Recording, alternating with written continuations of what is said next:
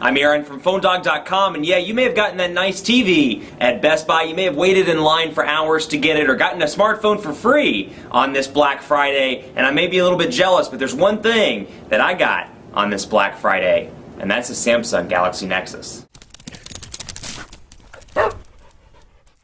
So like always, we've seen the rumors, we've seen the news, it's finally here, at least in unlocked form. Here's Galaxy Nexus. This is the HSPA Plus version. I ordered this from Expansis USA, so special thanks to my wallet, more particularly my American Express card. And special thanks to Best Buy Mobile because they hook us up with smartphones all the time for use in our One Paw Bandit game. When you go into Best Buy Mobile, you'll walk out working. When the Verizon Galaxy Nexus comes their way, you'll be able to get your email, your web, and more set up, camera settings, everything. So when you walk out that door, you're working at Best Buy Mobile. Yeah, but Expansis USA does have these in stock. They're $750, and with shipping, with overnight shipping, it was $777. So it's a darn expensive Android handset, but still, it's the latest and the greatest, at least when it comes to Google. It has Android 4.0 Ice Cream Sandwich, and it's a stock build. No carrier installed or manufacturer installed overlays. No Samsung TouchWiz 4.0 on this bad boy. It's all stock, and you can see on the box here, it's a nice long box as well, very elongated, and I can go ahead and open it up right now and take a look. So to give you a recap of the specs, ooh, there it is, Galaxy Nexus.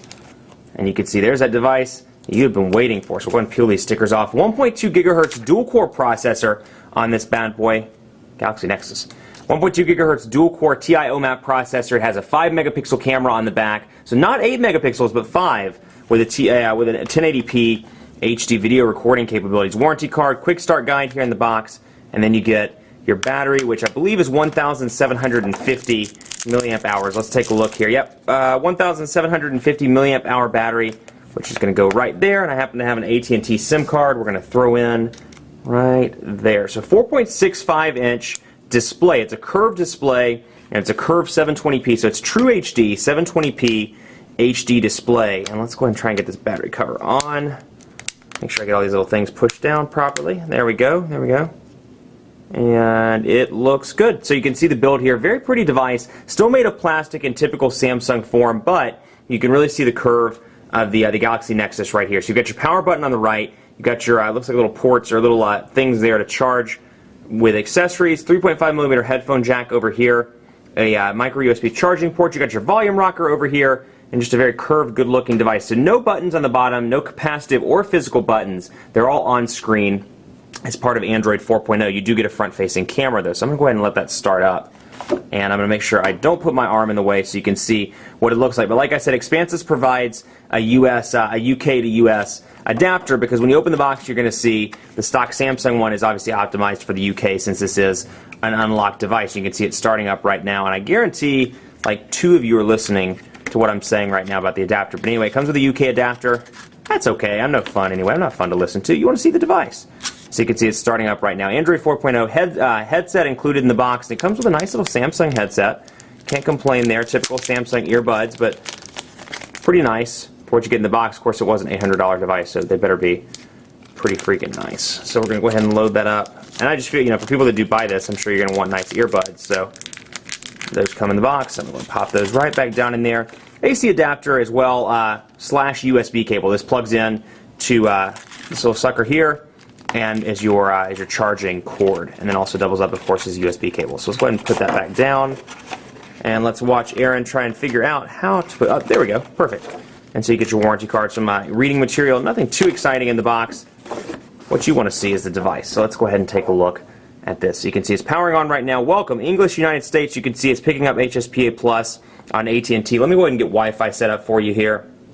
There we go. Okay, so sign in. I'm signing in on my Google account, and you can see Old Man McTweety at gmail.com. Let's do all this on screen together. I'm not even going to cut this. Old Man McTweety. Let me throw in the password for you, and we're going to go ahead and sign in.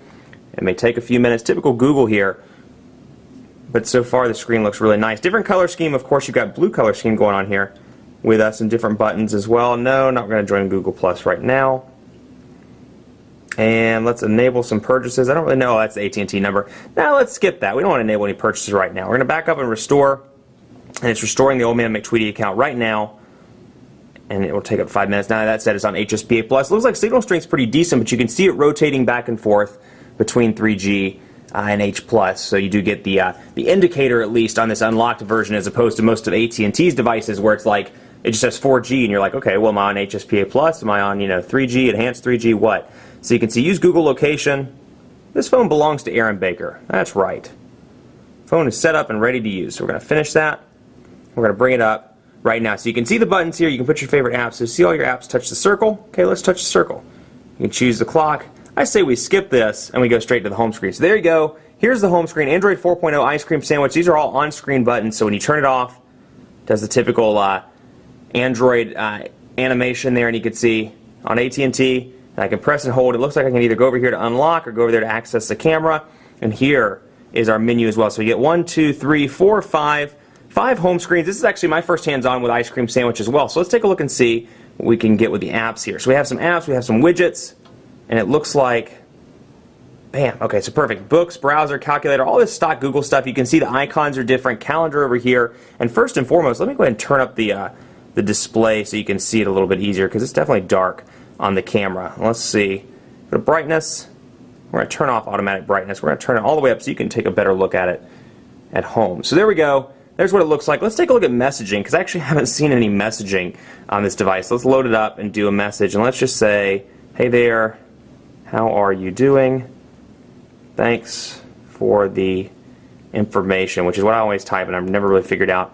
So you can see here some differences. When I click it, it brings up some suggested words. So we're going to say ring instead of doing, just because it happened to be right there. I can press there to send. I can attach. So you can see just a different looking interface. We'll discard the message, and there's where they come in right there. Now I can click here, and it shows me what's running, and I can swipe to remove it. So settings was running. I swiped it. I removed it, and you can see it's just a cleaner, better looking UI. So let's take a look at phonedog.com. It's signing into Google Sites right now. And let's take a look at the browser and see if there have been any improvements here. You can see obviously a different color scheme, very black, typical dark colors, something that's kind of different. You can see messaging is still running. When I get rid of it, I can swipe it and remove it just like that. So let's do phonedog.com. And I'm pretty excited about this one because this is brand new, something new. Not phonedog, phonedog.com. There we go. And we'll wait for that to load up. And we'll take a look. So 4.65-inch display, so it's a little bit on the large side, but that said, it's not too hard to hold in the hand, particularly when you look at something like the Droid Razr and you really see the size comparison. There's not a huge difference in terms of the way that they look. Very, very manageable, put it that way. So you can see here's the site, got our pinch to zoom. Pretty responsive there. Maybe a little bit, ever so slightly of a little bit of a lag. So we'll see here. Nice little transition effect there, as opposed to it just being blocky like it was in stock Android 2.3. You do get a little bit of a transition. Pinch to zoom seems relatively responsive. A little to no lag. And let's take a look. Let's go in here. No recent apps. But let's go in and let's open up a new tab.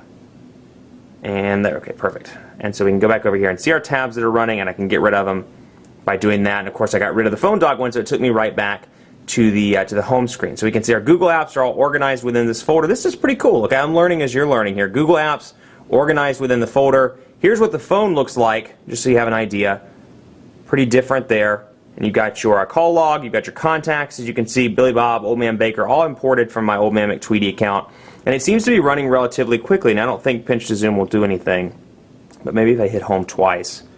So it looks like there's no animation out of the box to quickly run at home, or quickly where you can access all 5 of the home screens at once. But I do get my apps right there, and you can see that kind of transition effect that it's doing now, a little bit different, where it kind of brings it in from the back and lifts it up. And then of course my widgets all over here, and I can easily access those. And you can see it's like kind of shifting it like that, if you will. That was my nice hand gesture version of that, as opposed to some of the older ones we've seen. But you can see there's a little bit of a lag there. When I pulled out, nothing incredibly impressive, at least in terms of the speed department, which is particularly interesting. It may be that just the device is powering up, getting set up initially, but you saw that little bit of lag.